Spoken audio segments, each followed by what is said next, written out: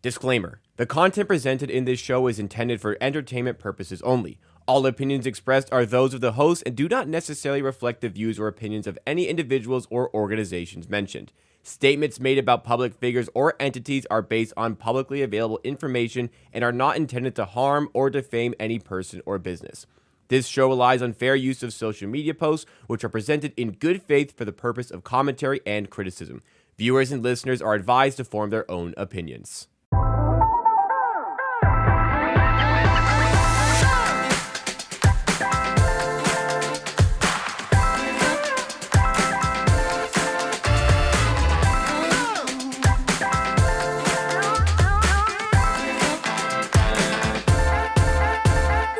It's Circle Back, part of the Circles Off brand, part of the Hammer Betting Network, and presented by Underdog. This is the show where we review the week that was in gambling Twitter. I would say one of two shows because we now have a Friday edition as well. But this is the Tuesday crew. It's myself, Rob Pizzola, next to Kirk Evans on my left, Jeff Feinberg, the sophisticated square, as he's dubbed himself, and Jacob, the giant Gramenya, who you might see hosting on the Friday show. Good week, boys. I thought Friday was great. Friday was great. Yeah. I enjoyed that show. Yeah. I'm a little bit biased. I'm kind of like really hoping for it to go well because it's like an addition to our brand. I'm actually shocked. I watched that show. I'm like, Kanish is going to do something in the first 5 minutes that we have to like respond to.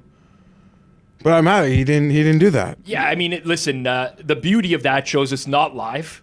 So Jacob can edit it in post-production, which I imagine at some point over time he may have to. But it was good. I wanted it to be like pretty authentic with the lead off of how Kanish used to roast Nadu online. And they had a good laugh over that, which I thought was pretty fun. So you can check that out. That's the Friday edition of Circle Back. But this is the A-team right here. Let's not get it confused. We're going to get into a bunch of topics today. Jacob, go ahead. Lead it off here for us.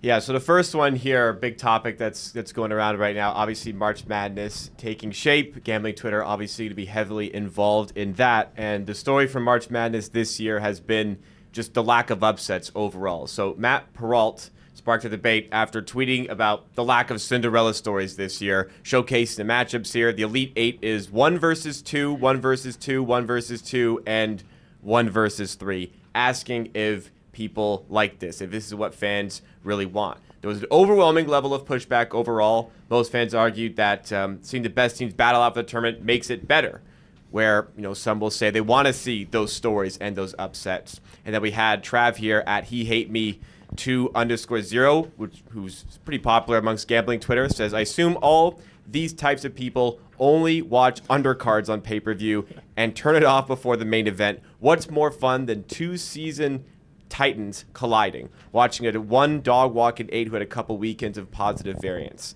So a lot of differing opinions, but what do you guys think on this? It's all great. Like, upsets are fun, but when this happens, this is also good. And like most years it is the upsets. I like this. I was one of the weirdos that really liked, Rob, when we worked together, the BCS computer system. Yeah. 1 versus 1 with no playoff is awesome. In all these playoff formats, now the playoffs themselves are awesome. So I'm going to like double talk here for a sec, but we love watching the playoffs unfold. But at the beginning of a playoff, if you're like, we could just get 1 versus 1 in the finals, we'd be like, that's going to be an awesome finals. Right. And we so rarely get it because sports is awesome. But even in golf, when it's like Scheffler versus a no-name, that's great.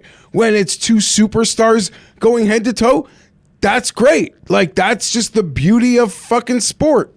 Yeah, I would say this tournament, like, it's not that the good teams have won that's been the problem. It's just been kind of like a lot of blowouts. I think that's been the bigger problem. I think this comparison doesn't really make any sense of people watching the undercard, because this kind of would imply, like, for this comparison to make sense, the undercard would have to the winners of the undercard would then have to be fighting on the main card, which doesn't make sense. But I agree with you. Like, this Final Four is going to be awesome to watch.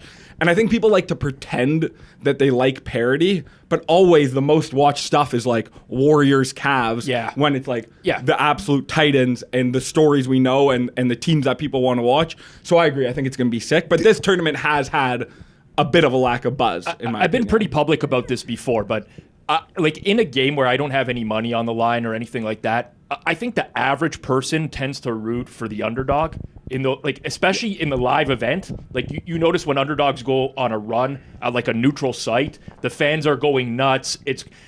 I think there's a natural human tendency to root for the underdog, but then you get to the later stages of the tournament where you have like a team in the Final Four, the Elite Eight, that's like a double-digit underdog. And that's not to say that they can't win, but probabilistically speaking, there's much better chance you're not going to watch an entertaining game at that point. That's why I've personally always rooted for the favorites, especially in a format like March Madness. Like, it's nice to see, St. Peter's maybe win a game in the first round, but having them shoot like 78% from three over 3 games and fluke their way into a Elite Eight or Final Four. I'm just using a random school, by the way. That like, to me, I want to see the best matchups in sports. I like to see the best matchups. The challenge with a March Madness tournament, NFL, it's one and done, right? Typically over like NBA, NHL, baseball, when you get into best of 7, it's harder for the underdog to move on. You tend to see the better teams go on. March Madness, that's kind of what makes the allure of the tournament a little bit more. It's like anybody can make a deep run. But I'm personally pretty excited about the Final Four for this year. I'd much rather see that, like number 1 seeds, close games, than having a team there that, frankly, the game might be a blowout within 10 minutes. You have 4 teams that all think they can win the damn thing. Yeah. And sure, the other teams make it, and they might think they can win the damn thing, and it's healthy for them to think they can win it, but we know they can't, even when they're in the Final Four. This is incredible. And they got to just spin it for how great it actually fucking is. Right. The only spot I somewhat disagree with you guys here is that I agree in every other sport, but March Madness is kind of the most memorable parts, typically around 1 and 2, versus the Final Four, which is different than any other sport. Give me that 12 over 5 upset, like that 5-point dog, but like don't give me the deep run into the tournament. Well, that's why I don't care about Sister Jean and whatever. Like I don't. But that's why Trav's tweet is kind of ridiculous to your point as well, but also in the sense that because to some people, the main event of March Madness is the first fucking Thursday and Friday. Yes, exactly. So those 2 days, they didn't deliver. Yes. Like looking back on it, if you hit live bets, I know you're in a different mindset. But those days from like a casual or generic, I agree. They didn't deliver. There was just that we had a great buzzer beater with I think Tech or Maryland. Yeah, hit a fun one. Maryland. But there's just been like a fewer less like great defining moments in this tournament. But this Final Four could be a defining moment. And all this like nonsense about the tournament, let's wait to see what happens. Like, let's have this happen again before we freak out that this is the new fucking normal. Completely like, it's happened agree. one fucking time. Once in a row was one fucking row. Yeah. Twice in a row was called back-to-back. 3's a streak. Yeah. So let's like... Well, for most times, 1 could be a streak. I fucking... One and no sleep. I completely... 1-0 last one. That's honestly what I wish was talked about on this segment as well. That to me, how you know someone is a charlatan on gambling Twitter is when they're like, the NIL money has ruined March Madness. It's like, if you simulate thousands of March Madnesses, especially where the 1 seeds this year were like so much better ranked going into the tournament than normal, there are going to be times when there's just a lot of chalk. Like, I don't know why people have to like get the most grand conclusions of one tournament. Like, it's one tournament. Well, sometimes this is going to happen. I don't know that this is like a great. I think to Matt's. No, sorry, I'm not saying this. I'm saying disagree with Matt, I've seen a lot of people say like the tournament is ruined now. Yes, it's all going to be chalk, which is just not true. That to me is like the prevailing theme of Twitter that I've seen. Yeah. It's like saying there'll be no upsets in any fucking sport. It's recency bias, though, to Jeff's point. It's like something happens one year and everyone's losing their minds over it. The amount of like 5.5 point, 4 to like 6 point favorites, just like won consistently, was like a big outlier in this tournament. Yes. There's almost no way it can continue. That being said, in fairness, we all should have been able to see this coming. Credit Alan, Nostradamus, Boston. He knew it. The Jews, the head coaches. If you say you couldn't see it coming, he saw it coming, and we're here, baby. I don't know how if you saw his tweet, I don't know how you don't have the right Final Four. It's true. I will say this, just from a like a non-betting type of perspective, there is a very big downside to all these one seeds going on and to having chalk win the entire tournament. And on a personal level, it's for me having every single one of my friends send me their pictures of their bracket talking about how great they are, like they just developed the cure for cancer. It's like, dude, all the favorites won. You're in an 8-person pool. You should have picked all the favorites. Of course you're doing well. That, to me, But isn't has that been now, a little bit triggering. Hold on though. Like it's tiebreaker city. It's like over under total score, total points in that final game is deciding your thing or some tiebreaker. But they entered it on ESPN where it shows what percentile you're in for your bracket. I'm like, well, of course, if you pick the chalk every single time, you're going to be in a pretty high percentile. I'm sorry if your friends are sending you what percentile they are in the ESPN bracket, unless it's like they're going to finish first.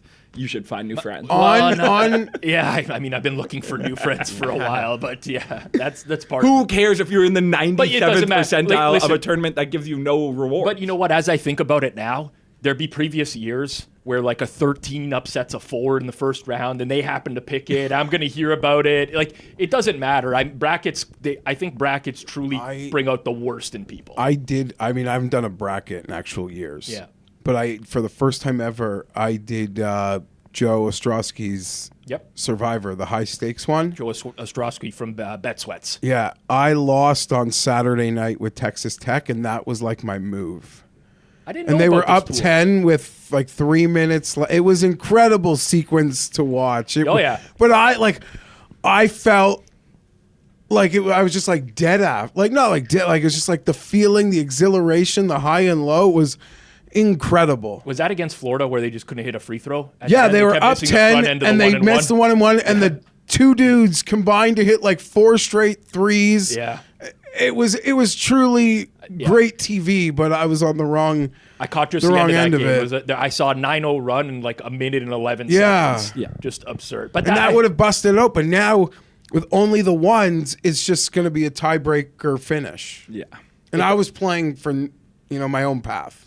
Yeah, I mean, I mostly enter big pools. If I ever do brackets, I would have got smoked this year because I'm not going to take 4 1 seeds in like a pool with hundreds of thousands of people, or even like a high roller pool with like 1,000 people or something like that. It's not going to happen. But, I got 2 things on this before we move on. Well, first of all, as soon as I see people complain about like all the favorites winning, it reminds me of 2 years ago, the college football national championship, where like TCU had a really fun run, and then they get to the Natty, and then they get smoked 65-7. I literally went to the golf simulator after the first quarter of the national championship football. So like, yeah, it's great when I like you guys said, early in the tournament, it's great when there's upsets, but at this point, I think this is the best basketball. Second of all, I had some people ask me like, or just say to me like, oh, great for the books, all the favorites win. Would you guys say that a sports book would perform better or worse when something like this happens, or does it like not really matter? It depends on the event. There's definitely tons of parlays tied to favorites regularly, especially for this type of tournament. Those seeds bring out the parlays. Big time. Like people just see the seeding, and so a lot of like chalk monkey. Even my buddy who's like scaled down his betting huge, doesn't even bet anymore. He's like, the 1 year I would have made a fucking fortune on the tournament. Classic. And then he'll be betting next year, and it'll be a tournament of underdogs. That's just the way betting works. Well, I don't know. A lot of people made those underdog bets, $100 in every underdog. Well, I think typically books are cheering for underdogs. I don't know about specifically March Madness, but like in Jason Robbins' like call to investors, he specifically mentioned how like this year the NFL favorites won at like a disproportionate rate, and it actually hurt their bottom line. Yeah, I mean, again, it's just the favorite parlays. I mean, that they and happen the teasers every week. And everything. Yeah, like think about like the average bettor. The NFL they don't think probabilistically, right? They just look at they're their gonna teams win. and like they're gonna win. Yeah. They speak in absolutes. There's very rarely you're gonna get someone who's just gonna be like parlaying a bunch of underdogs, unless it's gonna be to win their money back usually. And it could just be my perception, but looking back on it, like last NFL season, it felt like there was like a clear delineation in like good and bad teams, and there were more bad teams than I feel like there'd been in a while. I don't have the numbers up in front of me. It's hard to say. Like, I think every year towards the end of the year, there's some really bad teams. Yeah. Injuries, It just stringers, happens. Quarterback injuries, all sorts of stuff can play. Or you just have like a larger sample and you just realize like this team actually fucking sucks. And we didn't realize that they sucked earlier in the year. So it definitely happens. I'll get you back to Circle Back in just a second, but first, let me tell you about our sponsor, Underdog, one of the smoothest platforms out there for player pick'em. As someone who spent 3 years as a product manager for The Score, I care a lot about recommending platforms that I truly believe in from a product perspective. Underdog's pick'em is simple, fast, and easy to use. No dealing with complicated odds, just pick whether a player will go higher or lower than their projection, and you build your entry. And with clean design and zero clutter, the experience is seamless from start to finish. The best part, you control the risk and reward. You can play it safe with a 2-leg entry, or you can go for a big multiplier by stacking up to 5 picks. The choice is entirely yours. And right now, Underdog is offering Circles Off listeners an exclusive deal. When you sign up using promo code CIRCLES, they'll match your first deposit up to $1,000. That's free bonus money for you to start playing with. If you want a top-tier pick'em experience, make sure you check out Underdog. Link is in the description below. Use code CIRCLES. Not a ton of Spaces talk going to happen on this show this week. There was Elf Spaces on Sunday night. I tuned in for about 5 minutes, and it was a rough one for me personally. For me personally, I know some other people who did enjoy it. But there are some competitor spaces going on right now. We've talked about Omar's space before. There's Bling Bling now, but a little bit of controversy in the spaces world, Jacob. Yeah, I don't know. Competitor is a pretty strong word. It's kind of like a one-way street. But anyways, people who do also make spaces content on Twitter, one of which is Omar at Penny Pit Victim here, brought up a tweet from Elf from 2024, January 2024. So recently on this show, we covered this segment where Elf did the push-ups bet. If you could do, 50 push-ups in a minute. There was sports books taking actions, like exchange books, like Bet Online was taking action on it, and he did it easily.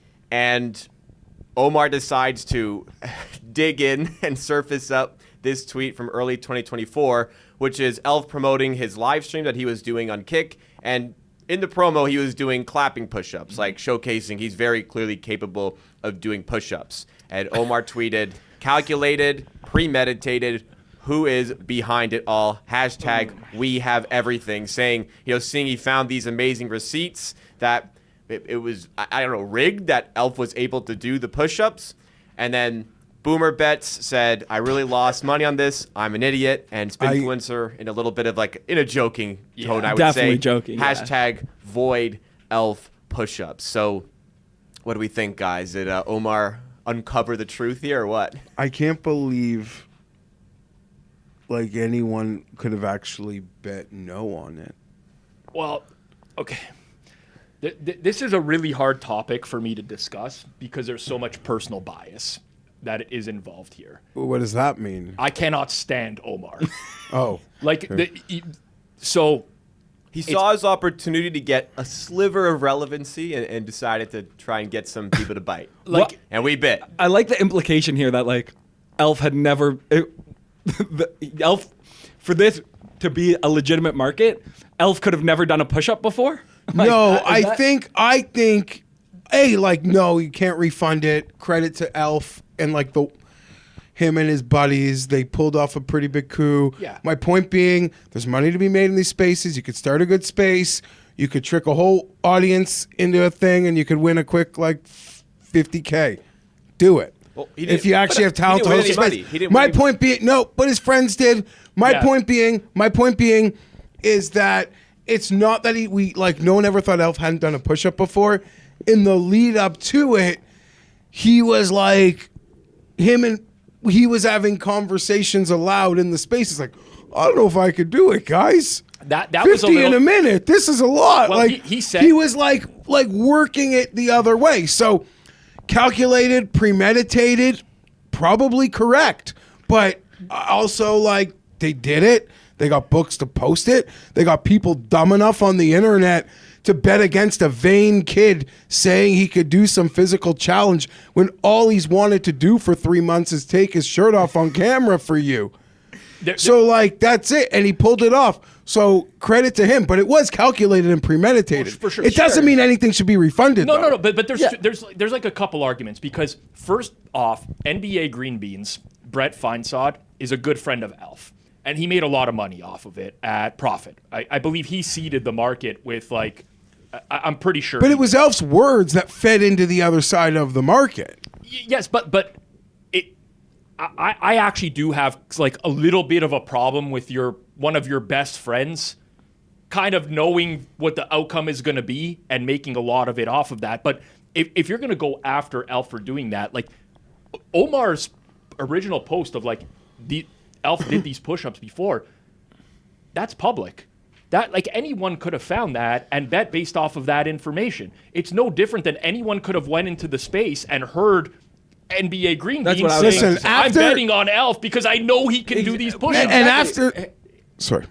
Well, just Brett betting on Elf was very known. That was a tell. Yes. Exactly. And, like, all this stuff, like, if you are betting against Elf, your bet is obviously he thinks he can do it. No one does this challenge thinking, you're betting, I think this kid's overconfident, 50 in a minute's a lot. Yeah. I don't think he can do it.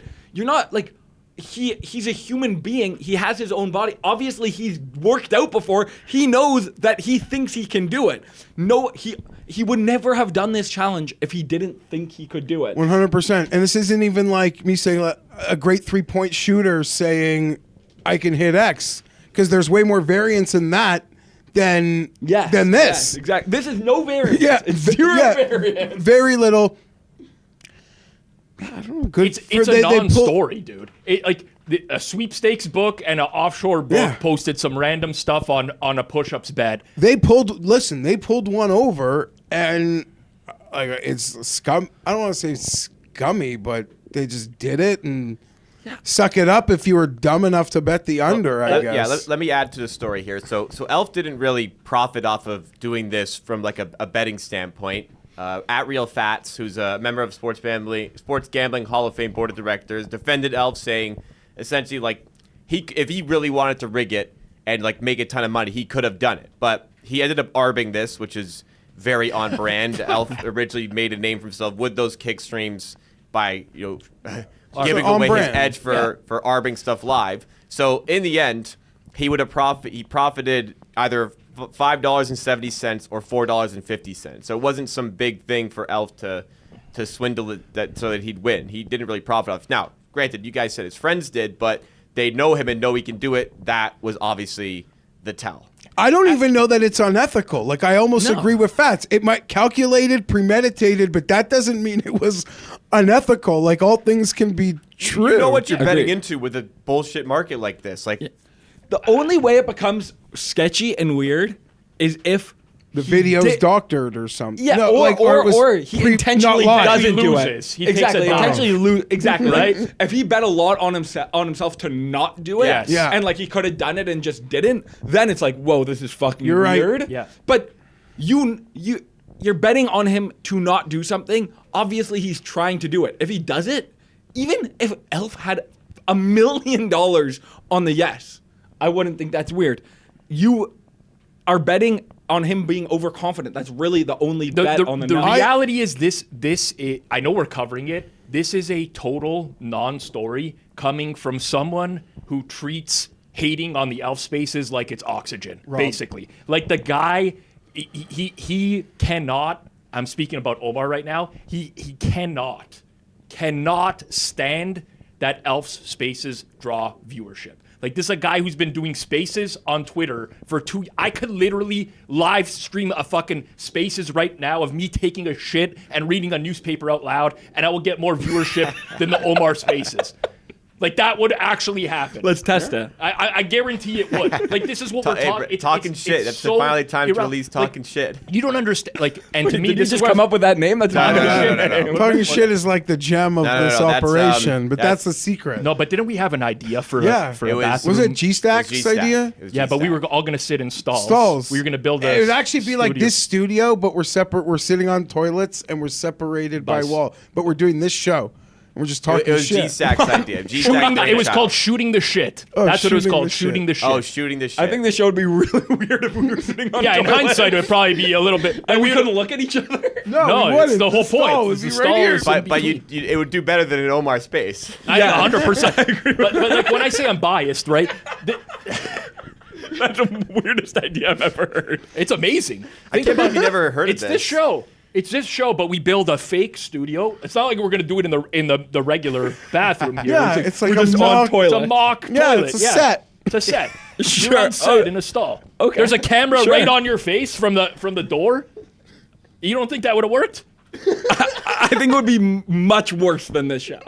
Very possible. We might have to still try. better I think it would be this Still show, but better with a than the really Omar weird spaces. angle of us sitting on toilets. Yeah, it's No, hold on though. But you would have to many- have, even if it was staged, you'd have to set up like a random person walking in, 100%. using the urinal, Using washing their Yeah, hands. 100%. You need the background noise. But how many The times? background noise, like flushing? Yeah, flushing every now and then. I Somebody could washing dock their that in. hands. You know, I think that would turn a lot of people off when they clicked on the link originally. Well, you know what? People don't know this because this is pre-recorded, but we stopped the show 2 or 3 times every single time, so someone could leave to You're take a right. piss And we'll- because we're drinking coffee and Red Bull nonstop in here. That would save us A lot of time. That would save us a lot of time for sure. But this whole thing, like, I'm gonna just share a personal story here. I've disliked Omar for a long time now because he constantly is trying to get me into the spaces, tagging me, Rob, or talking shit about you, whatever. He's been DMing me nonstop with, hey, come join my spaces, come talk. I've been blowing him off for a month. I was actually, funny enough, driving to go to dinner with G-Stack last week. I got a half an hour drive to Leslie in the 401. I'm like, I'll turn on Omar's spaces. I'm listening. You know what they're talking about? They're just talking about Elf spaces. Like, it's not, it's a constant, every other competing space, all they do is talk about what Elf is doing wrong. This is what he's doing wrong, this and that. And it's like, get some new content, guys. I join in there. They're talking about this guy like he's Hitler. Like he's platforming the worst people imaginable and whatever. And fine, you can have that take. It's totally fair. Guy's like a 25-year-old kid, gets to hang out with Des Bryant. He's seen, like, any young kid could get influenced by that, right? And that type of experience. But what really bothered me, I finally joined the spaces. I'm speaking on the spaces. The next day, Omar tweets out, like, we know what you did, Rob Pizzola, hashtag Hawk Tua, like I'm involved in some sort of crypto scandal. Like, I finally joined the space, and the next day, the guy makes up a rumor about me. I'm done with this guy. He's nothing. He's a 0 in the space. 0. So for him to like be like, oh, these push-ups are rigged, who gives a fuck, man? No one cares. We moved on from that like 2 weeks ago. It's done. It's done. I agree. I don't have anything to say on that. Omar hasn't, like all rising tides like lift all boats, right? Like Yeah. Omar, the rising tide of the Elf space should be doing more for the Omar Yeah, I was gonna say space. it's kind of the opposite. I feel like he drowned in the time. There was one guy, Bling Bling, started a Spaces last week. It got 32,000 views. It was like the second Spaces he did. That's more than Omar has done in an entire month. That was a space that was going head to head with an Elf space, and had it was more- beating it. It was beating it for a while. So that is to my point. There is like still Elf, like you said, he's a young guy. He's doing his own thing. He's chasing his dream. Might not be doing like those first 2 weeks of Elf shows. Yeah. That was the show I want. That's Yes. probably not the show that I'm going to get. Same. I'm still encouraging someone to try to open that store because I do think there's a boomer capper audience for that store. Elf's been in Vegas for 2 weeks straight with 2 days worth of clothes. He says water is hard to. I heard on the space last night is water's hard to find here. Yeah, you just got to go down to the. You just got to go fucking buy water. Like, I don't know. Buy water. Get There's a water. CVS across the street. But I just remember, Rob, like obviously I went to Vegas with like, you do Vegas like differently. Like I've gone with my dad. Yeah. I've gone with my wife. You go with your buddies for bachelor parties. They're all very different experiences. I remember the first time I went with a bachelor party with my friends, we did 5 days. Mm-hmm. By the time like wedding days were over, it was like 2. That 5 days, we were like dead. We were like not human. Buddy's been there on it for his first time. Yeah. It's his first time ever in Vegas. He's been there 2 fucking weeks. Getting like the Sean Perry air, living this like influencer life. Yeah. I don't know, man. It's not. I will say, I just do believe, I'm not saying this is the favorite, but don't take offense to this because I feel I'm actually very fair with Elf. I give him a lot of credit, and I'm not afraid to fucking like Mizzy at one of those parties, take my dick out and piss. What was the guy's name? Mikey? The one who was urinating on females in the corner at a party. I'm not afraid. Mickey. I don't think it is out of the question.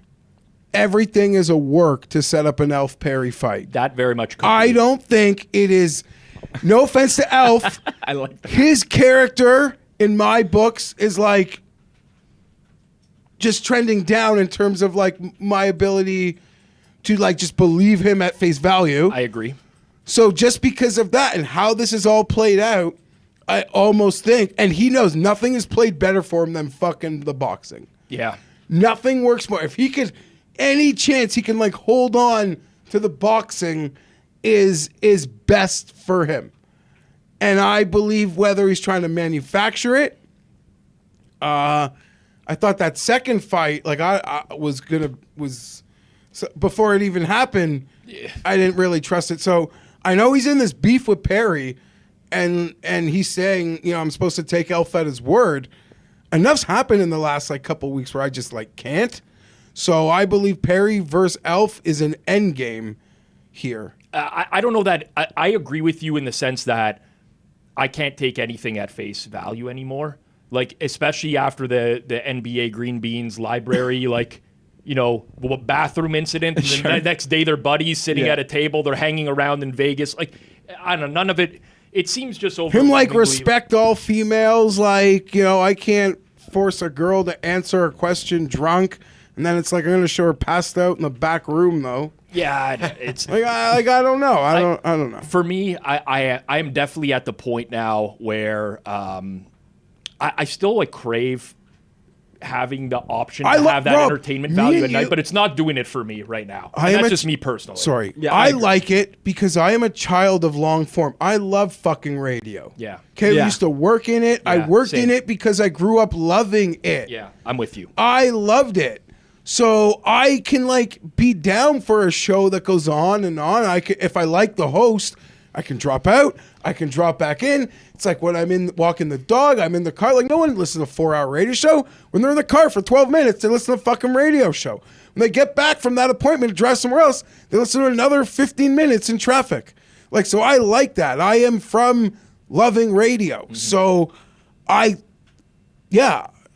into it. I crave it might be the right word. But I just, like I said, I want to be able to change the dial. Yeah. And maybe find someone that's doing a show. I'm with you. More in like Boomer, Capper lane. Yeah, it's kind of lost the plot. All of them. All of the spaces have kind of lost the plot for me altogether. You think of where they started to where they are. Like, I'm sorry, Elf. I don't need to see like Mazzy's fucking bodyguard or someone from his entourage who's like clearly having some sort of like roid rage incident, yell at people for 45 minutes. Like I can't do that. I mean, some people can. This is just my personal opinion, but I still crave what the original Spaces brought. I just find that, and like people who shit on Elf and be like he's not a good host, I actually think he's a great host of the Spaces. I think he does that for a little bit to drum up some interest, because that's what's lacking in some of the other conversations that happen in Spaces.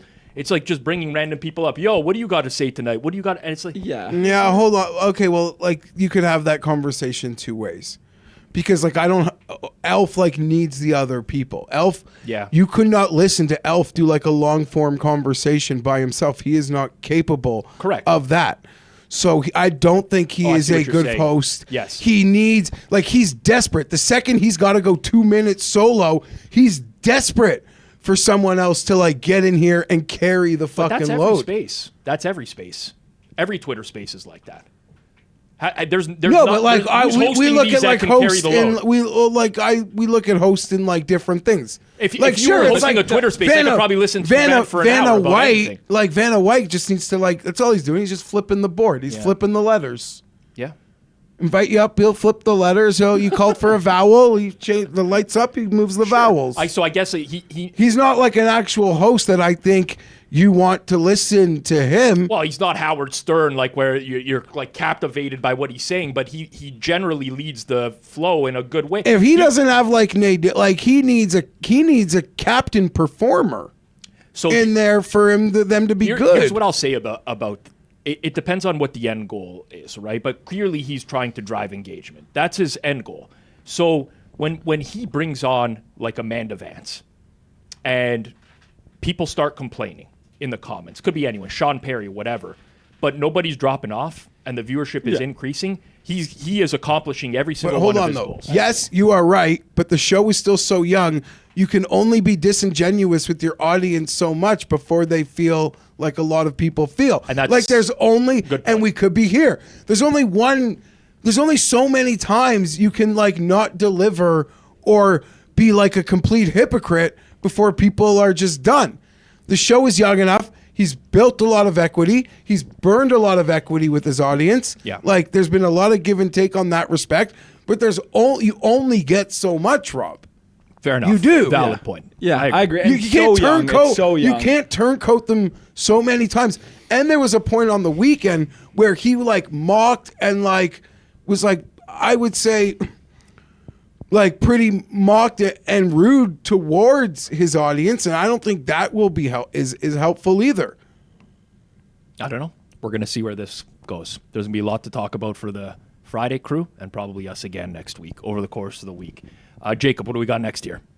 So next conversation here is from Blackbeard at Blackbeard Bets on Twitter, who posted a photo of an odds screen with all four of the March Madness matchups, which we alluded to earlier.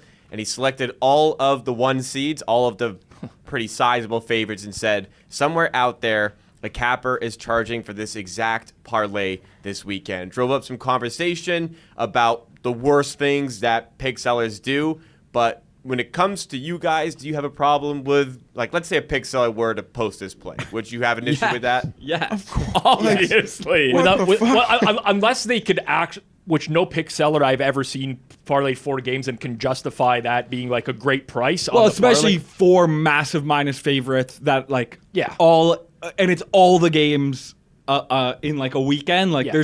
there's just no way that is a winning bet. Yeah. I mean, listen, I don't pay for, well, I actually do pay for picks now, but let's say from like some respected services or whatever. But if I was my teenage Rob paying for picks and betting them, and someone sent me out a 4-game parlay of every single favorite, I'm going to be pretty upset. Yeah, that's what I received. That's what I was thinking as well. Like even like a 19-year-old who knows nothing about betting would see this parlay and be like, "What the fuck?" Yeah.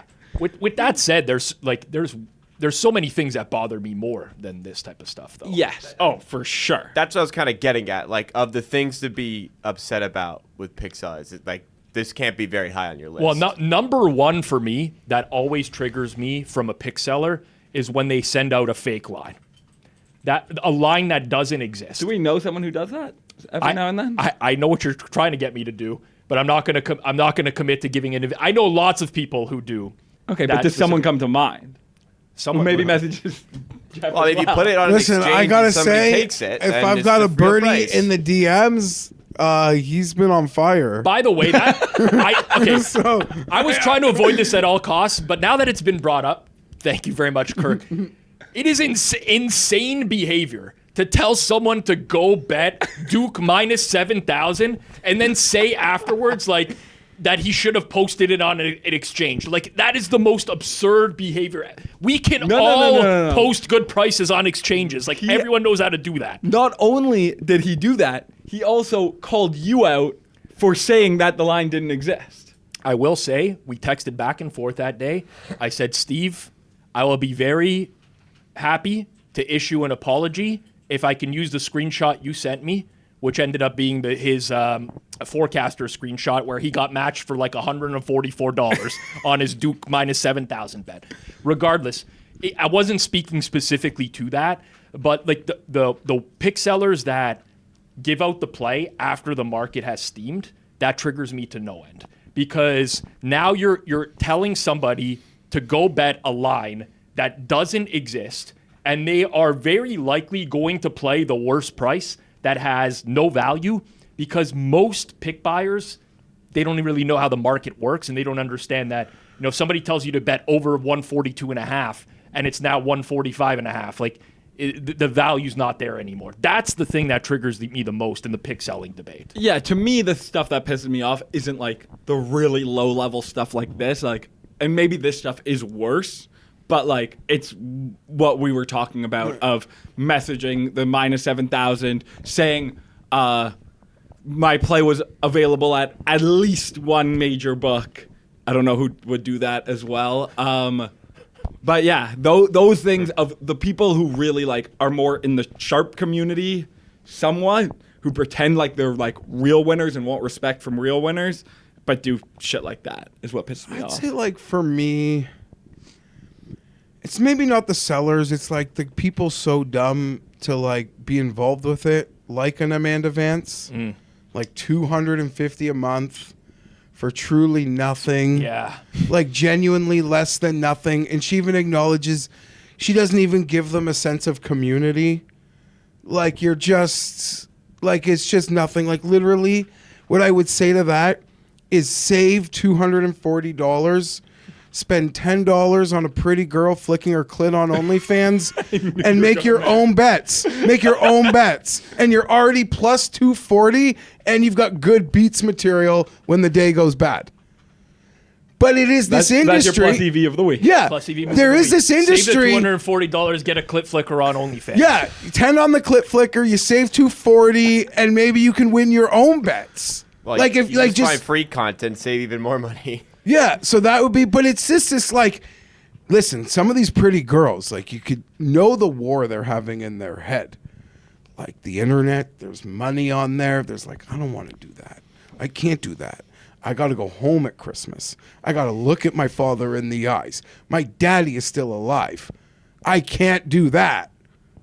But I can do this. But I can sell sports picks. I can do this. This I can do. I mean, to me, so that and like I bet they have this, and like I can do that. I get to keep my integrity. My father won't hate me, and game on. Yeah. And there's enough to make it work. And then, oh my God, Rob, you got into you okay? it. No, you're gonna have a stroke or something. I'm actually a better than you. I don't know where this is going, but I'll play it up. Ask me why. Why are you a better? I go to more games, and my seats are fucking better. And my seats are better. That was a crazy one. I don't. Were you at the game? Like, what the fuck does that mean? I know. What does that mean? But this to me, like you go to the because you've got some sugar daddy that's going to take you to the game. It means I don't care even if she pays for her own tickets. It doesn't. She's matter. not. But at the end of the day, this whole segment, this to me is like picking the worst seat on like the Spirit Airlines flight. They all fucking suck. Every seat on the flight sucks. All these cappers and the touts, it for the vast majority of it is just complete shit. I get triggered by all of this stuff.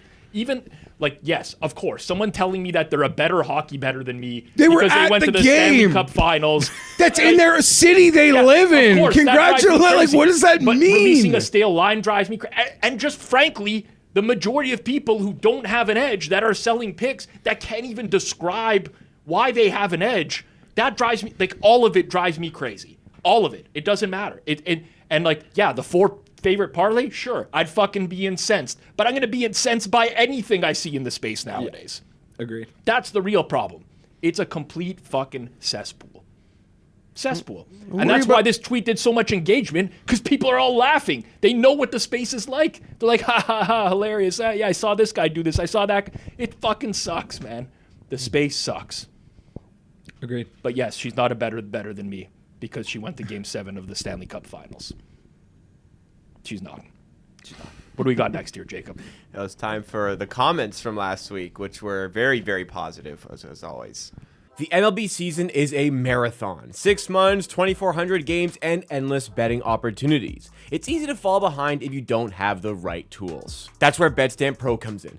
Built for high-volume bettors, Betstamp Pro helps track inefficiencies in real time across main markets, props, and derivatives. Here's 3 reasons why Betstamp Pro is a game changer. First of all, it's comprehensive prop market coverage. Spot inefficiencies before the line moves across 40+ prop and derivative markets. Secondly, it provides a data-driven true line. This is powered by over 5 years of MLB player prop data. Betstamp creates these most accurate market-based lines. Finally, it provides scalable hidden edges. Early access users last season were able to spot profitable plays before the market adjusted, like undervalued strikeout lines at 2.5 that were routinely mispriced. The season is in full swing, and access to MLB data like this is hard to come by. If you're serious about turning this season into profit, Betstamp Pro is your edge. Apply now at betstamp.com/circlesoff, or scan the QR code on your screen, or go to the link in the description. As always, your comments are what drive the show as much as possible. You can use #CircleBack on Twitter. We see those every week. We incorporate them into the show. And of course, the YouTube comments down below. Reviewing last week's, had a few here. Eric Shirley says, I'm not sure how I stumbled into this show, but I love it now and look forward to the episode dropping each week. Appreciate that. Jeff saying, let me see the fridge and oven and I'll figure it out. Had me laughing on my commute. Do you remember that last week? You know, I was thinking when you said that, though, I don't have, like, the nicest kitchen. Well, have you just moved into a house? I live in an old house. And you have their kitchen. I have the kitchen that is there. But it's also just me saying. and my wife. Like, I don't have a big house. So if you saw my kitchen, you'd probably be really underwhelmed. Okay, well, I don't know if it's an old house. Like, you got the house. Is there any renovating? No, it's not. The kitchen itself is nice. It's done up. It's renovated. But it's like... okay, sorry. I don't know. But I think it is a good signal of, like, fridge and oven versus like cars. Yes. If you got like the interior of the home is a better signal than you got something like good custom upholstery on your like furniture. Yeah. It's nice. You rocking like a Sub-Zero fridge, a Wolf stove. Mm-hmm. It's like, oh fuck. I'd like to see the walk-in closet personally. Walk-in closet is a very good. Like you can flash your Rolex, your Lambo, or whatever, but show me your walk-in closet. I wish you got space to get. Yeah. Oh. There we go. For sure. Punters connection. First view, let alone comment. Can't wait for Rob to call some other simpleton a genius and winning better again like he does every week. Who's it in reference to? Yeah. I don't know. Also, if it's your first view. No, I think he's saying he was the first view. Oh, he was okay, that makes a lot more sense. Because if it was your first view of the show, how would you know that I would be calling someone a winning better every week? I don't know. Do I do that a lot? You can level with me. Yeah, maybe. No, I don't. Not that well, it could be in reference to me, so maybe that's why I don't think so. Because you've definitely said I'm winning better here, but who is this in reference to? I have no idea. After last week, I don't know that I could call you winning better anymore. I heard some stories on the side. Yes, there will be some stories coming out. Subscribe to Kirk's Hammer. Subscribe to Kirk's Hammer. This is fucking awesome, says Floke1966. 4 gimps chatting like a nerd version of The View. The loud, heavy guy must be the dungeon master. I mean, at the conception of this show, this is what I said is. I'm only waiting for the table. I think that's a compliment.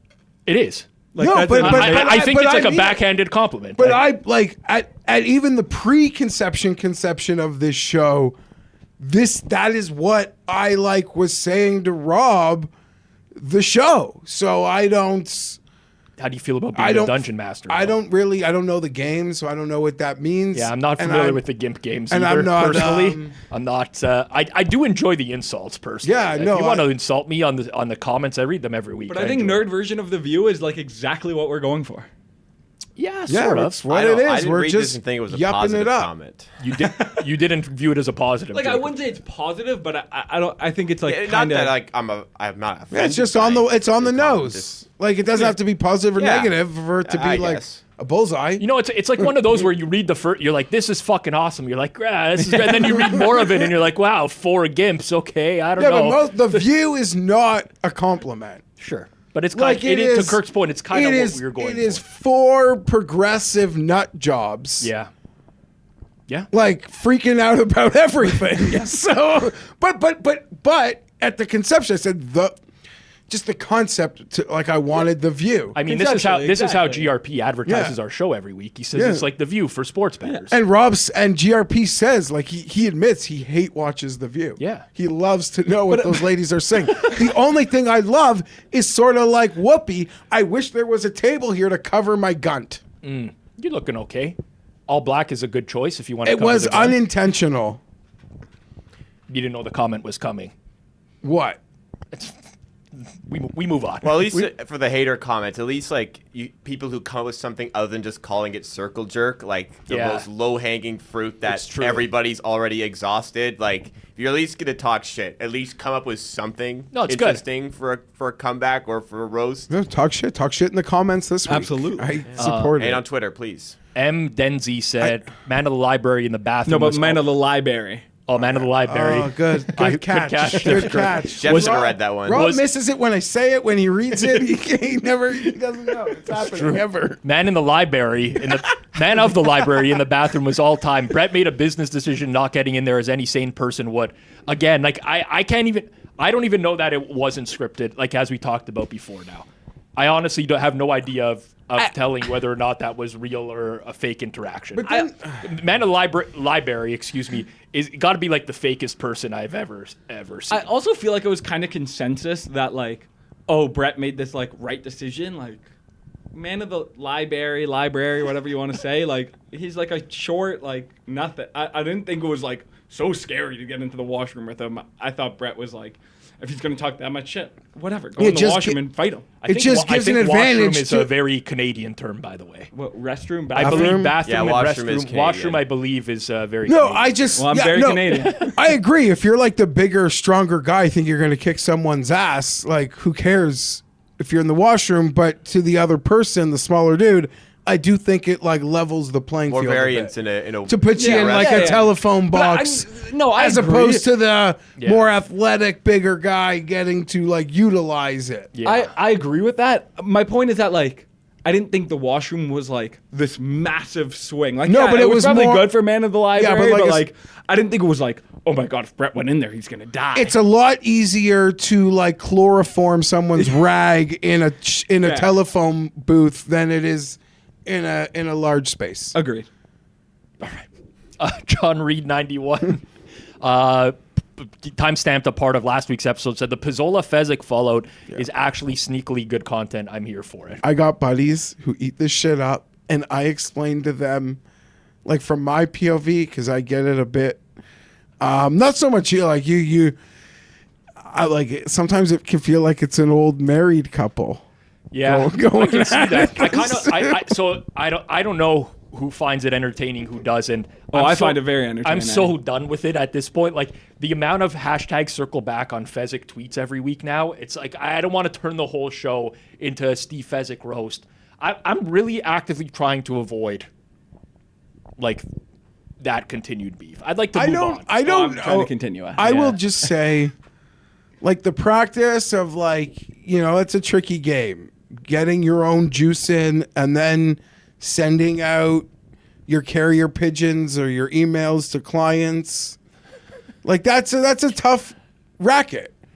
But I do think my sample size is he wins bets, and I'm not talking about minus 7,000. I again, And the thing is, you've never disputed that fact. it's I never don't been think. about that for me, right? So. This is not going more than a minute. I'm not doing this conversation. Jacob, again. put him on a horn This here. is for me as a sports bettor. I pride myself, at least nowadays, on being open-minded. And there's like new things I'm constantly learning. There's like new bet types, SGPs, how ways to attack them, stuff like that. To me and Fezzik just I don't want to use. I'm going to use the term now that I said I don't want, but like I don't want to use the term dinosaur. It's not really but he has a very old school way of thinking where he's just like, I've done it this way for so long. This is the way. Anybody who doesn't do it this way is a Dumbo, using his terminology. The Dumbos do this, and that. I don't agree with that. I mean, I think there's like a million different ways to win at sports betting. And anyways, that's really the precipice of all of it. It's like these matter-of-fact statements. Like, this is the thing you must do. All sharps are doing this. All the sharps I know are betting Sweet 16 unders or whatever. Like, I don't give a fuck, man. That's it. Anyways, let's keep it moving here. I think I kept that under a minute. You did. Close. Yeah. No, it wasn't. Yeah, it wasn't. So you guys it was watching pretty the much clock exactly at a it. minute. You had time to kill. Yeah. I was pretty much exactly a minute, so good job there. Next topic, though, on the topic of circle back some may call it circle back Part number deux. 1, Friday 8 a.m.s. Now with Jeff Nadu as one Sorry, who would call it circle back number 1? Just because you host it, Jacob. Let's not put the wrong facts in there. I don't know, man. Rob, I saw some comments. They're wondering if I'm coming for the throne. I did see those as well. They conveniently weren't included in your comments section today. I also saw some that said, who the fuck is this guy? Why is he hosting? So, there's kind of both ends of it. But Jeff Nadu caught probably most of the heat for being on the panel as one of the members of that show. Under the promotion for that show, there was a comment from @Dallas_SHP, I guess. Jeff Nadu, brackets, losing pick seller, the new co-host of Circle Back 2, #CircleBack. Caught our attention, obviously, because it was underneath one of our own posts there. But Jeff Nadu's an online personality who is on that panel. Definitely a controversial figure in the gambling space, and people do find him entertaining, but he also rubs a lot of people the wrong way. And people were excited he was on the show. Some people were very upset that he was on the show. But it was covered in the first, if you haven't seen it, the Friday, go back. Flup even mentioned, not sure if Jeff Nadu's a winning pick seller. Jeff never claimed to be a winning pick seller. I'd say owned himself pretty well overall on that. But what did you guys think of this? Yeah, so first and foremost, I want to say we're definitely not hiding from the fact that Jeff sells picks. Like, it's known. I'm not hiding from it. I personally had some beef with Jeff Nadu years ago as well, where we kind of had like a mini battle on Twitter that eventually went over. The reality is I didn't really like Jeff until about 3 months ago, till I started actually hearing him in the Twitter spaces. And for me, I don't encourage the pick selling. I wish Jeff wouldn't sell picks. I agree with what Flup said on the Friday show about how like there are levels of pick seller, and to like just put Jeff in the level of a let's say like a Sean Perry or something like that. It's not fair. Like, one is clearly really trying to scam people, mislead, and stuff like that. With that said, I'm just speaking. I'll actually give you guys opportunity. Like, when I came to you guys and let you know who was going to be part of that show, was there any hesitation to me having Nadu on? Honestly, like, I didn't really know much about the pick selling. I did write in a group chat like a few months back, or whatever, weeks, I don't know, when the spaces started. Like, it's funny that all these like pick sellers come on and get roasted on the space, but like Nadu has a Patreon in his Twitter bio. But I thought he handled it really well. I thought everything he said I didn't really disagree with. Chris called him out, being like, because he said something along the lines of like, oh, I get even more mad about like how bad I'm doing in March Madness. I only care about it because the people are losing money. I don't even care about it for me. And Chris is like, I hate it when people say that. Like, if that's true, just pay people back, which I think is a great point. And Jeff was like, no, anyone who subscribed right around March Madness, I paid back in full for the picks. I'm like, that's a pretty good response. I don't know 100% that's true. He seems like a pretty reasonable guy. I thought he handled himself well. I think Nadu's great. I think even before you said he was going to be a host, I'm like, Nadu should be like a counterbalance on that show. I think he is a good personality. I think he's good at the internet. And yeah, he is the lowest tier. He's the lowest tier of pick seller. Yep. I didn't mean like low. I think he's top shelf internet. Yeah. Low tier pick seller. And I would almost put it, he is on the tier where it's almost like if you're buying the Nadu Patreon, it's almost like you're like just in for like a magazine subscription like we used to be in back in the day. You're just like, I want to support Jeff Nadu. I like his content. He's clearly an independent contractor. He told fucking Portnoy to shove it up his ass. I like what he does. He entertains me more than the Patreon is worth to me. And I just want to support him so he can keep just doing what he does. And I'm not saying that's everyone, but I think in like that tier, that's actually like a pretty high percentage of sorry. I know what you're getting at. So for me, the big thing about the Hammer since its inception was to have people on that are authentic.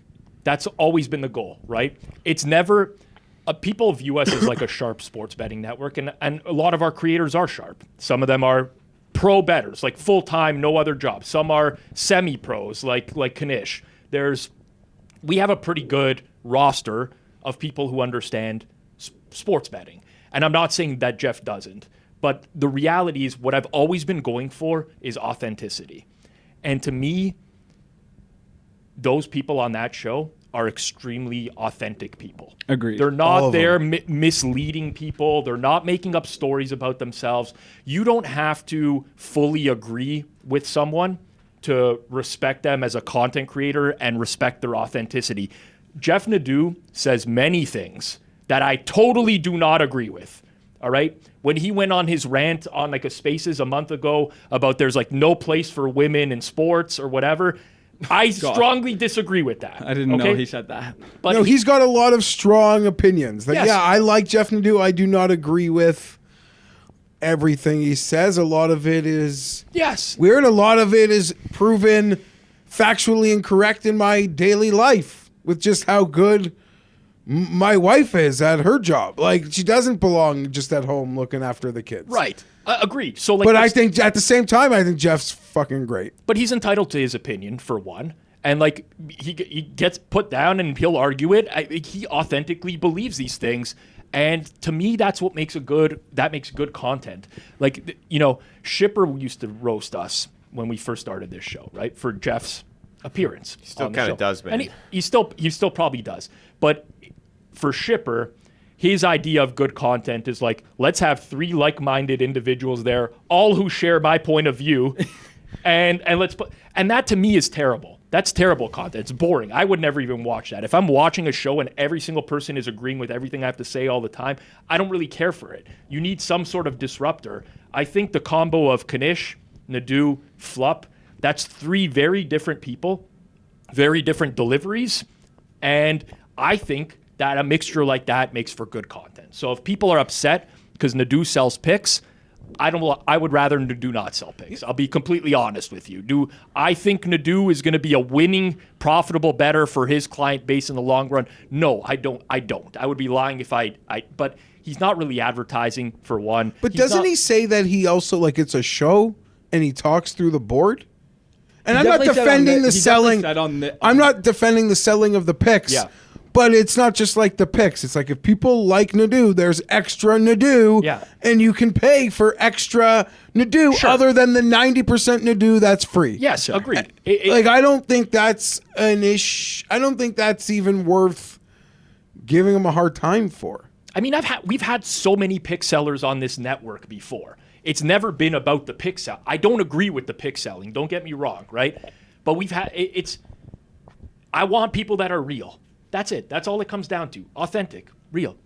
I mean, you talk to Nadu about his pick package, you'd be like, fucking buy it or fucking don't. I don't give a shit. He's actually for how much vitriol he probably has gotten, continues to get on the internet. You know, Bosco can send fucking his army at him. He handles, like, he's very calm and level-headed when he's being attacked. Yeah, I was not expecting how calm and normal he seemed on the pod. Yeah, he's a normal guy. Yeah, he thinks things through. I mean, he can get emotional for sure. I've heard it, as can anyone when they're in an argument with someone else. But yeah, so I don't stay clear of topics like that. If you do use hashtag circle back, I see everything. I'm fine to own the decision of bringing Nadu on board, and I don't really like.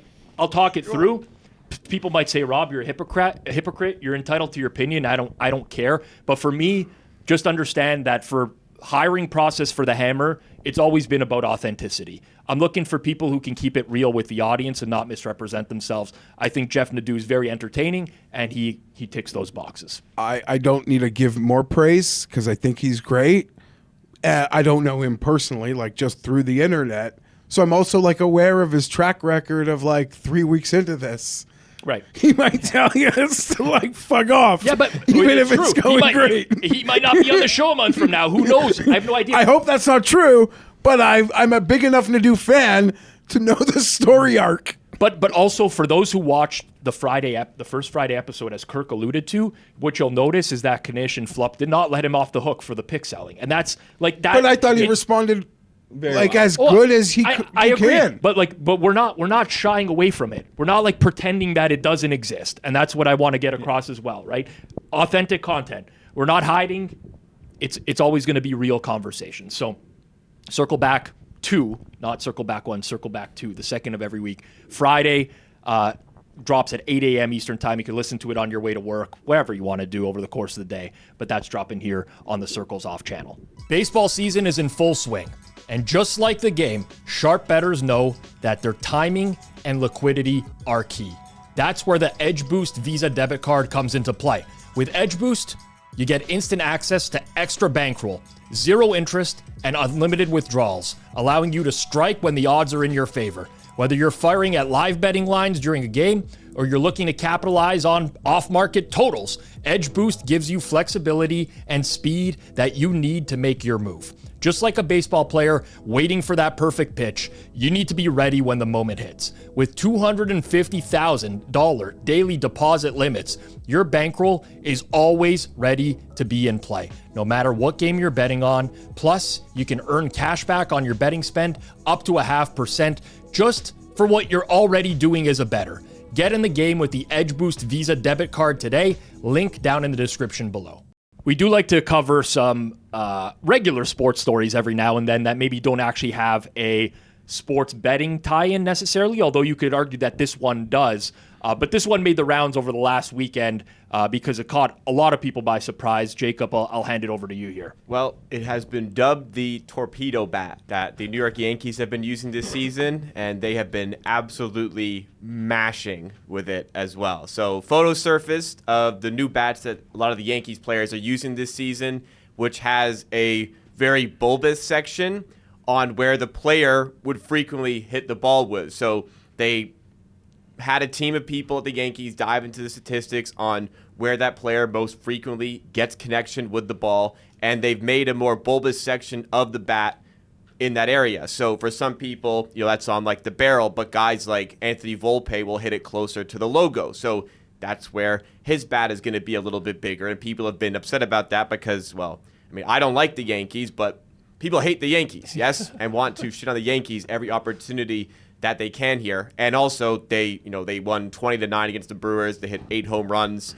and it's probably down to the bats. But the interesting part of the conversation is that there's nothing illegal about what the Yankees are doing here. This is completely within the confines of the rules. So to open the conversation, does anybody have a problem with the Yankees using these torpedo bats? Did they use them in spring training?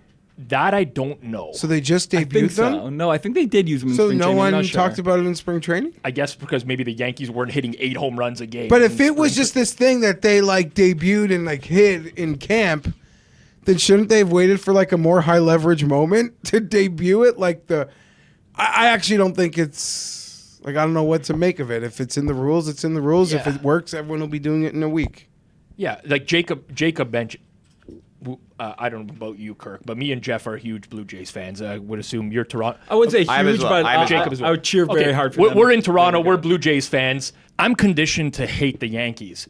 But the reality is, I do love innovation, like off the field, right? It's what drives me to like someone like Bryson, right? And I think this is a very much a love it or hate it thing, because some people hate Bryson for all the stupid shit he does on the golf course, but I like, especially if you're playing within the rules, I think the real problem here is that it's just the Yankees. Like, I think if this happened to a smaller market team that came out and said, like, started using the bats and was having success, I actually do think that the public narrative, Like if Oakland did this. Yes, it would be very flip. Sorry, Oakland. Yeah, it'd be Oakland, charming. Yeah, it'd be charming. But Right. to Jeff's point of like, why did they bring it out at this time? Like, I'm still not that convinced. No. Sorry, I just looked it up. They were using it in spring training as well. And also, a player on the Jays is using it, and a player on the Twins is using it. So, I'm not that convinced it's like as revolutionary as it seems, just based on, I could be totally wrong. The Brewers based on it being 2 games. The Brewers pitchers might have just been that bad. Yeah, like true. maybe that. we don't know. I will say,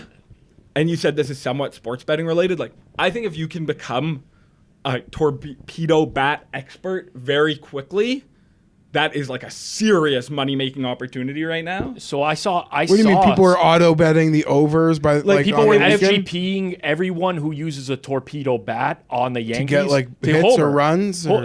And people were round robining these or SGPing them and getting That's like so funny. big payouts. Yeah, and if you think it's more like getting priced too much into the market, too little into the market, Yeah. there's a lot of question marks. I'm just not as sure because, again, like, were they raking in spring training? It's 5 players on the team I think are using it. Like, it's not every player, but it's also, I agree with you, it's really cool. I was talking to my roommate about it last night. It's kind of one of those things where once you hear about it, it's like, how has no one ever thought about this? Yeah, and it's like in the same way. I'm not comparing it to analytics, but you have to use your advantage. And at a point, the Oakland A's had analytics as an advantage, and maybe the Yankees used some engineering and R&D and created an advantage within the rules. I don't know. Maybe they'll not hit home runs in their next series, and we'll laugh about. True. Remember when we like did the? I don't mean us as a show, but just like the narrative over the weekend. Sure. Remember that opening day Yankees weekend thing? I look at it like you, Rob, more of like as a golf or a hockey fan. I mean, I don't really care about hockey, but it seems like they make advancements. This is Major every League Baseball's moment. tush push, man. It's the tush push. Like, the Eagles came out one year and said every 4th and 1 we're running a quarterback sneak with and they executed that to perfection. Now, granted, like, this is equipment. It's equipment. I thought it It's was a more little like bit- the 3-pointer. But it's like using a sticky glove in football, and then they're like, no, you can only have like certain Right. amount of. It is equipment. The bat meets every standard. It seems like to Kirk's point, other teams are like aware of this technology. Yeah, It's the guy who created it or the lead MIT guy now works for the Marlins, who used to work for the Yankees, who was the brainchild of this. So I don't know. It's around the league now. Well, that's what like, if this works, the entire league is just going to adopt this, or the league is going to put in rules against this type of bat. One of the two things is going to happen. It'll be a competitive playing field by end of season, in all likelihood. And it's kind of like F1 of, like, you know, the building the car to the driver, similar building the bat to the hitter. And if I'm a Yankee fan, like, I am thrilled in the sense same. that like yes, there's like a salary. There's not a salary cap in baseball, but there's like a luxury tax. This is us using our resources Yes, exactly. and our wealth Yep. in a way that, like, we are fucking paying people to be doing R&D the same way Callaway is doing R&D on fucking 100%. a spin machine hitting the ball nonstop. Yeah. With that said, I hope this completely fails because I hate the Yankees. Oh, But yeah, I yeah, love yeah. the idea. I love. I don't know. There's innovation. I think it's something. Well, Jeff really likes it too, so I don't want to like narrow it down. But I think as sports bettors, and especially when you're betting seriously, you're conditioned to like gain an edge by any means necessary. Really, you will do anything to find some sort of inefficiency in the market. And to me, this is like inefficiency in the market in the sense that the bats are not optimized properly. We're going to use our resources. We're going to take advantage of that. We'll have a leg up on the sure. competition. It's brilliant. Total separate, but like kind of in my lane. Would you say a market inefficiency be like betting on guys like Wyndham Clark or Patrick Reed because you know they actually might be willing to cheat? I don't know how much it would actually impact. But like, it's their like, no, some overall guys score would for a never tournament. cheat. But these guys, they would like fluff a lot. Like, I would say the one time that Patrick Reed is gonna, ground his club in the bunker or something is not enough to overcome the vig on the entire market. Wyndham might do something twice around. You never know. I mean, listen, it is a little. I like him. I'm a fan. Not a bad idea. Yeah, He was on my card last week. All right, let's get to the chopping block here, Jacob. Stuff that was tagged Circle Back this week that we have some opinions on, but not enough to warrant a full segment. So first up here from John Fendler. He's done some content video-wise for the Hammer. He does writing as well for us sometimes, but really good college basketball bettor. And essentially, he's coping right now with having these massive cards, like so many plays going on throughout the season, 20-plus plays, then going down to 4 plays per day and way less action than previously, saying that the adrenaline is gone when for most people in March Madness, the adrenaline will be going up. Yeah. Do you guys share those sentiments in moments like this? I feel it. So my sport that I predominantly bet is NHL. If the Leafs aren't in the Stanley Cup Finals, which they never are, I'll be honest. I don't really give a shit about. I'll watch some Stanley Cup Finals games here and there, but from a betting perspective, after the first round of NHL playoffs, I'm like done. I'm like, how do I do this anymore? I'm going to wait around all day for 2 games and bet on those. So I completely resonate with this. Oh, 100%. And it's definitely something that like concerns me in my life of like when I take a break or don't have anything going, it like does feel like something's like missing because I'm so used to checking scores, seeing what's happening in, let's say the NBA with like an 8-game slate. And then it's like this weird, not empty feeling, but it's clear something's missing, which like I kind of wish didn't exist because I want to be able to like take breaks and think that my betting is totally like unemotional and I'm completely removed from it. But yeah, it's just like it is a feeling you get. So I totally resonate with this. I'm no doctor, but isn't there a clinical term for this? Isn't it called withdrawal? Yeah, it is. Yeah, 100%. But you just go so hard for the entire year, and you're used to so many games. Even like there'd probably be game day NBA days for you where there's like 1 or 2 games. That specific day of the week for me for NHL, it's like I don't even want to be around. Like just that's me personally. But what do you make of the like shout out to all the baseball bros out there. Like I love baseball. I don't like really bet it at all because I'm not in deep and it's volatile. Yep. But like Rob, you got friends from the start of opening day to the last day of the season. They're like, what a fucking ride that is. At least with football, there's like, come up for air. There is no coming up for air outside of the All-Star break. That's true. It is a fucking... But I honestly don't know how many of my friends still keep up with like the full season. Like they'll schedule vacations for their family in the summer. Oh, sure, 2 but or I 3 mean weeks. like... No, if you're a full But I'm talking about if you're like a everyday- bettor, like it's not even about yeah. vacation. Like it's just the model says this and we're waiting for the line to drop and... It was that was So- one like I did bet baseball seriously for a few years and did well. I don't have an edge on baseball anymore and I don't do it, but it to me was the largest grind of any sport because at that time when I was betting, lineups used to come out at different periods over the course of the day. One team would release a lineup 107, you're reacting in real time, then you get another lineup 7. You couldn't leave. You could not do anything over the course of a day. You had to be around. And that was an insane grind, which I don't miss, but I definitely feel like the drop off. And if I was a college basketball bettor and I got to March Madness, where I mean, you have interest because you're a college fan, but from a betting perspective, no, the adrenaline is definitely gone. Next up, our weekly GRP segment. We got to have a throw in here. Tweeted that I just tried to place a bet on the NFL draft, but DraftKings limited me to 33 cents. Yes, 1/3 of $1. Do you guys think GRP is making bets that warrant getting limited? I think I'm gonna be very careful with what I say here because I know GRP is going tout, and I don't want to give him like clips, ammunition. We to are use to sell already, packages. by the way, he's already given me, like I am getting at least a couple percentage of the reason he's gone tout. He's giving you Like no, sorry, I'm not getting points. I mean, like Oh, the confidence you pumping to up, go tout yeah. in a space like he's acknowledged. Like you're probably maybe this whole show is responsible. Rob, you might just like you for Zalbert's transformation. You're the kingmaker. George, like I'm getting some credit from George is the reason he's going tout, which is insane. I don't know that you want that credit. That's I love George. This is your Oppenheimer. Here's what I'm moment. going to say about this in particular. I know the game. Me and Kirk know the game. Like if you show that you're regularly going to beat the closing line in a market, you're going to get limited. And he's talking about NFL draft.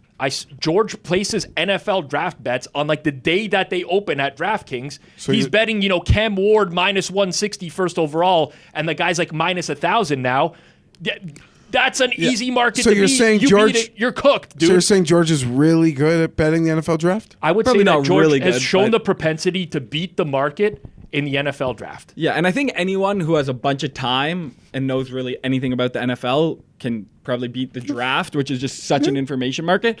Not to take away credit, but yeah, I'm sure he should be limited on this. Like, not should be limited, but I'm sure he's. I mean, he's I in the don't. market. And even that 165 Cam Ward, I remember the tweet when he sent it. Like how much? I don't even think like. Yeah. F-Duel was letting you bet as much as he would have even wanted. You listen, the NFL draft market, in my opinion, if you want to bet it, you have to wait for the market to mature a little bit, and you have to know going in. It's a sad reality, by the way. I'm not suggesting that this is like, but you have to know going in that if you're going to crush the NFL draft, you're going to get limited at that sports book. Plain and simple. So to me, I hate when people complain about being limited. I really don't like it. Yeah, George, okay, you're limited to 33 cents, but you fucking beat the market on all these bets and you bet them really early where there's like, that's one of the dumbest things you can do as a bettor. You deserve that. I go, but like, know. yes.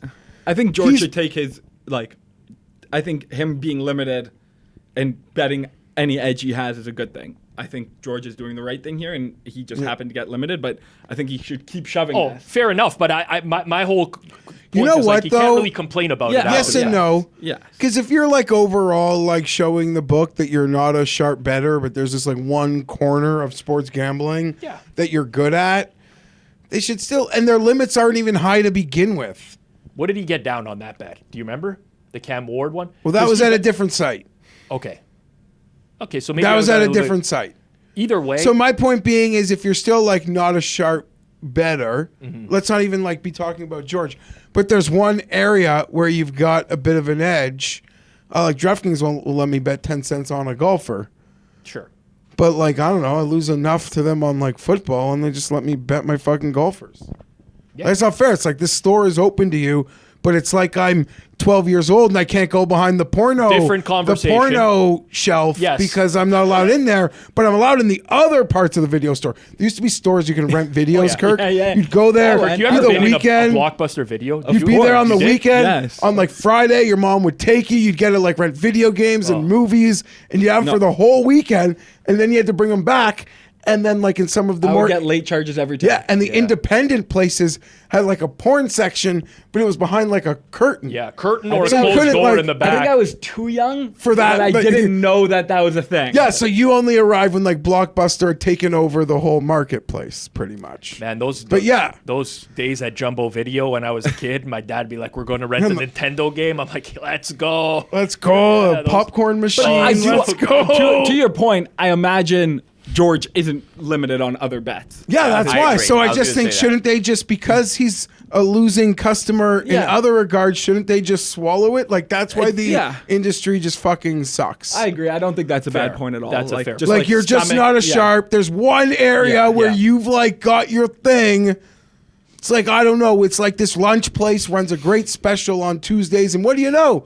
Tuesdays are my day off. So I'm going to hit that special every fucking week. Speaking of lunch specials, this is more of a dinner special. Well, Jersey Jerry, member of the Barstool team, said, "Oh boy, this is an incredible tweet." Said, "My nanny was a diabetic. She died on her birthday the night I bought her an ice cream sundae." Which, by the way, I mean, I don't mean to make it. Don't say it. Don't say it. Listen, your nanny is diabetic. You gave her an ice cream sundae. Anyways, her favorite food was the shrimp box from Popeyes. It was always the shrimp box, and he has a screenshot of his mom texting him, "I'm going to get a shrimp box at Popeyes. Thinking of nanny." Prayer hands, heart emoji. There's nothing to say here other than this is, I think, an all-timer tweet. I saw this come across on my For You on Twitter, and I read it for a second time because I was unsure of what I read the first time around. Yeah, I will say my original doing reaction that. was like, did this guy kill his nanny? Was with the Sunday. But it's such a good, like, it's just so good. Like, on so many levels, it is such a fucking funny tweet. It really, and I hate to say it because somebody is referencing someone's But death. he knew what he was doing. 100%. Like, It's just, imagine. this was obviously meant to be funny. Like, I just take a step back and, like, imagine getting the text message from your mother that says, "I'm getting a shrimp box at Popeyes," thinking of nanny with, like, the prayer hands and the heart and whatever. It was always the shrimp box. It was always the shrimp box. Gonna use that. That pretty was regularly. really good. Kirk Evans here. Subscribe to Kirk's Hammer, a Friday newsletter about the betting space. Stuff that most people don't talk about, in my opinions, every Friday. Get subscribed using the link in the description. Well, we had a similar topic for the Friday show where we talked about Fliff, who allegedly closed some accounts and didn't pay out people what was in their accounts. But another one has happened here with Jazz Sports, and Jazz Sports has had a new ownership group take over, and sports bettors are reporting that their accounts are getting closed with no payouts. Jazz has not made any reply to the concerns, and Spanky replied or quoted this tweet and said, "This is a huge black eye on the offshore sportsbook industry." I'm sure a lot of people that are watching, especially on the sharper side, were hoping that we would talk about this a lot more. Again, I don't want to misrepresent myself. So for those that don't know, when I first became a sharp bettor, I was pretty much betting nothing myself. All of the action, I would be betting MLB, NHL. I would send it to a mover. They would bet it on my behalf. I was not clicking bets myself. Nowadays, I click way more bets because I'm betting props and I have legal market in Ontario. But I've never bet with Jazz. I'm sure some of my movers have before. I don't want to pretend like I know anything about the history of Jazz and the operation. There's so Jazz, Grande, there's so many things I see on the odds screen where I'm like, I've heard of this before, but I can't speak to it. I have not.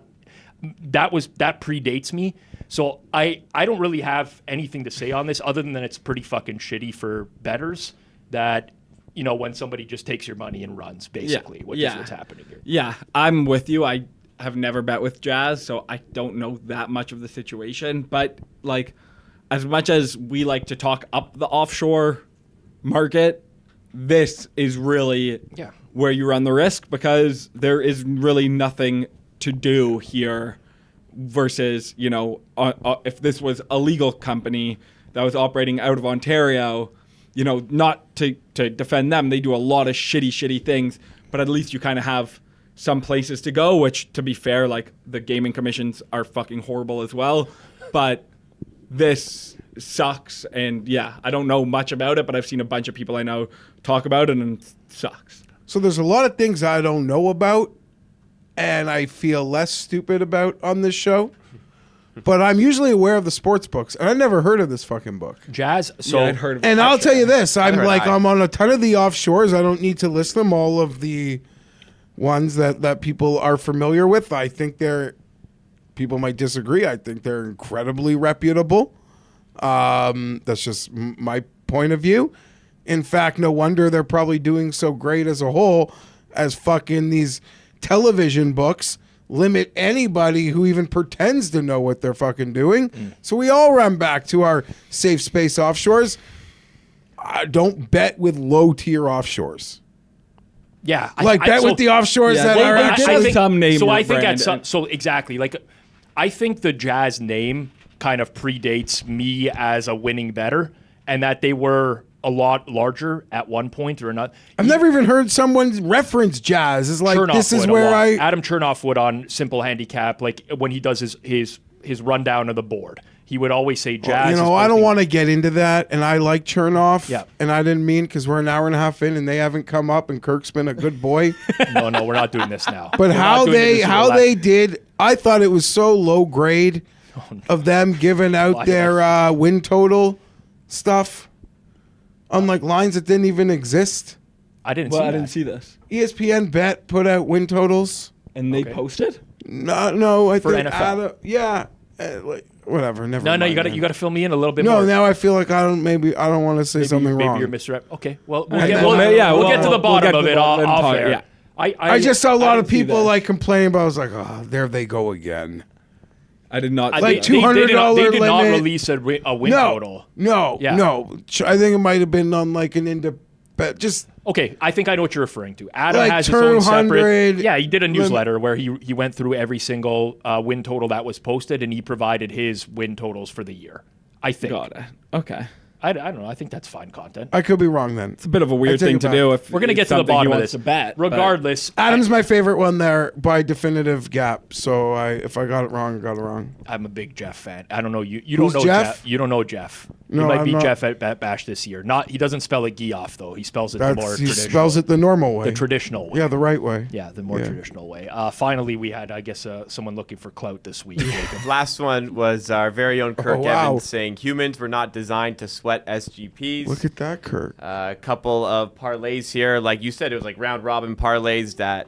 No, these weren't round robin. Just SGPs. Just SGPs. Various SGPs. You know, Ooh. there's a plus 6,000, Got plus some 6,500, 365s, huh? There's a 9,500, 225 to Oh. 125. Also, just for That's- clarity, Westbrook got an assist and ended at 6 and went to the bench, and Jamal Murray got an assist with I think a minute left and got to 6. So you were You're quite sweating tilted. some big, some Yeah, and large look, SGPs, and they so came people- very close and didn't win. Yeah, people shat on me for posting this. I don't know. I thought it was funny. But honestly, it was way funnier because I had a lot more tickets that were all lost, but they only let me post 4, so it kind of looked shitty. But yeah, like whatever. Sorry, who only let you post 4? Twitter. You only let Oh, 4 only flat pictures. 4. Yeah, in, you could've Because no, replied to it with the I rest. got sent the pictures, and it was just like funny to scroll through like every bet.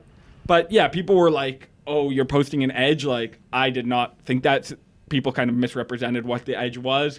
But yeah, I don't know. Maybe I shouldn't have posted So it. I other guess. gamblers are upset because they feel like I could backtrack to your edge through these pictures. that 365 could do that. But like, Oh, I'm going don't to know. ask you a question, very honest question. It's a yes or no answer.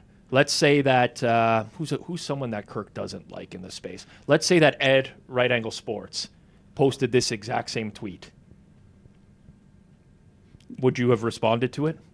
I don't think so. Like again, I I think that Because I'm not going to lie, I saw this.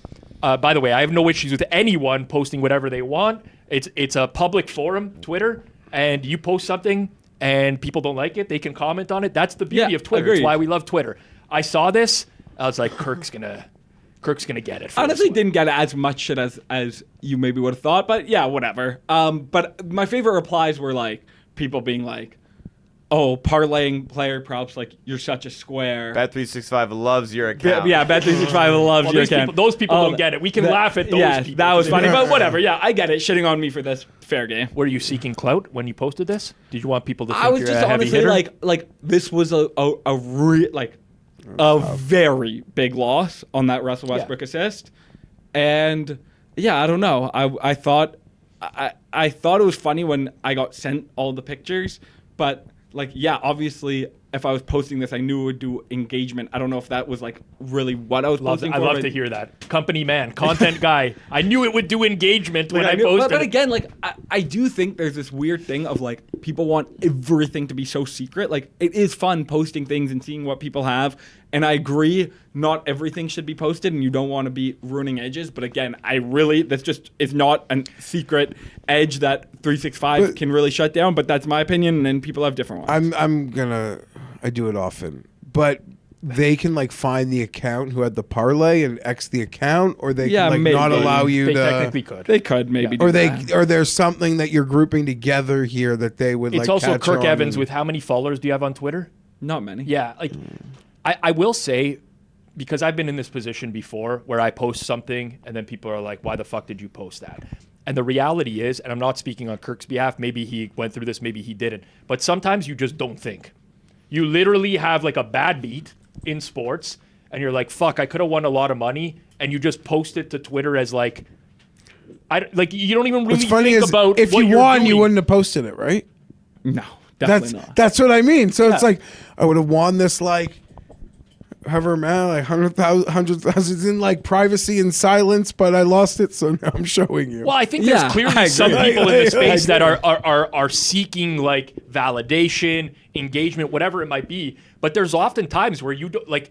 I just post. I might just be at my desk and something happened. I don't think it through of like, oh, this is going to be like this highly engaging post or something. I would say that I thought enough that I do not, and I still maintain this, I did not think that this would negatively affect me at all posting it in terms of like losing an edge. I do not think that, and I still maintain that. And people in the replies didn't know. One person said, there's a reason you didn't bet this at FanDuel. I had a very similar bet at FanDuel. People just were wrong in my opinion, but I get why people are saying that, and I've criticized similar things, so I get it, but whatever.